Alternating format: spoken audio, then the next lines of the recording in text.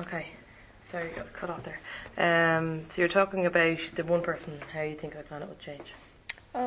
Yes, I think it will help in this situation, residential and day center, to kind of work as a team and use resources in a very efficient way to ultimately help that person achieve the goal. Because we all have in mind they're achieving the goal, so why work separately when we could use the resources? And I suppose it won't rely just on the time where the contact time overlaps, Yes, it's very hard. Like I work with a particular key worker in residential who kind of said that was a bit kind of hopeless with technology and everything, and I was like, that's okay, let's see, I'll put things together, let's exchange information, and it worked out very, very well. So but because we were kind of friends a bit outside work, could even text me on my day off, look, I'm here, like I'm looking at it, I don't even know where to push the button, or that kind of a way. But they don't have someone that they could contact like that. And sometimes maybe we can do the paperwork here, but they do a lot of the hard work there. But let's kind of make us all look good. Sometimes it's about that. It's a lot about kind of how you present things and how you put things together. Well, definitely. And then I suppose looking at your contact hours, so over the last month, we're kind of looking at how much time you spent with different sort of groups of people. So with the service users, how much time do you think you would spend kind of one-to-one? PDP related, not as much. Many times I actually cover in the rooms when it's for staffing, when they're like different needs. I'd say I actually work more with staff, I'd say, in my role at the moment. So if you were to put minutes on it, like 60 minutes in a month, or? Let's say 24. I'd say maybe a third of the time that I'm giving. So it's 24 hours? A week, yeah. 24 hours a week. 24 hours a month? No, less than that. It's a bit different because I even make visits in the morning. It's about building the relationship. You work in different way, even if you're not specifically, look, we're doing PDP now. You make things casual, and it's about the relationship you have. It's, more to that. So you're not really quite sure, do you? No, I wouldn't know how to put it, because it's not that kind of strict, we're doing, it's that not way. set, structured, great. That's all right. And what about when service users come to you? Would a service user here come to you and talk to you about, let's work on, or show your iPad, let's work on the plan, or something like that? Is it ever coming from them? Initiated, no. Okay. No.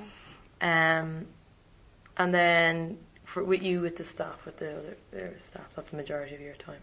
Say again? Yeah, or with the computer. Okay. I'd say more with the computer, less with staff, and then even less with one-to-one kind of. And what about circle of supports and families and that? Would you be linking in there much? Very little. Okay. Do staff come to you much, or do you have to go to them? I used to chase them, and now we have a system. Okay. Yeah. Where they chase you? Yeah, it's either email, like we found a system. Oh, brilliant. Excellent. Do you know who prescribed iPlanet for the individuals you're supporting? A GP, physio, an OT, or other? Okay. Just a bit louder, so we can get. I have no idea. Do you know how you got iPlanet? Do you know how it's come in? How the draws come in? No. Okay. Are there any other assistive technology products that you think you're going to need to work with iPlanet to make it a success? That you don't already have, maybe? I wouldn't know specifically. You mentioned a couple earlier on. You were talking about switches and eye gaze and that kind of stuff. Yeah, but we're not using them on a daily basis, so I Well, wouldn't know for stuff that you might want. You might want. How do you think it might? How do you Well, think for a it proper goes? input, like perfecting the communication we have with our men and women, like clearly there's more can be done in that area for sure. Okay. Do you know if you have to pay for iPlanet, or if the men and women have to pay for iPlanet? I just assume not. Okay. Do you know who's paying for iPlanet? Okay. These aren't trick questions. Who do you think should pay for assistive technology and stuff like iPlanet? Well, not the service users, I would say, because, I would say no.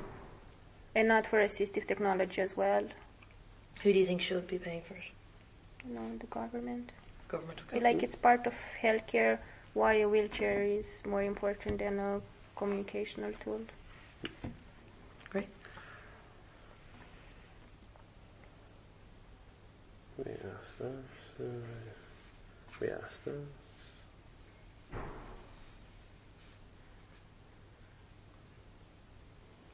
Okay, is that it? National policies. Do you know of any assistive technology national policies that are out there?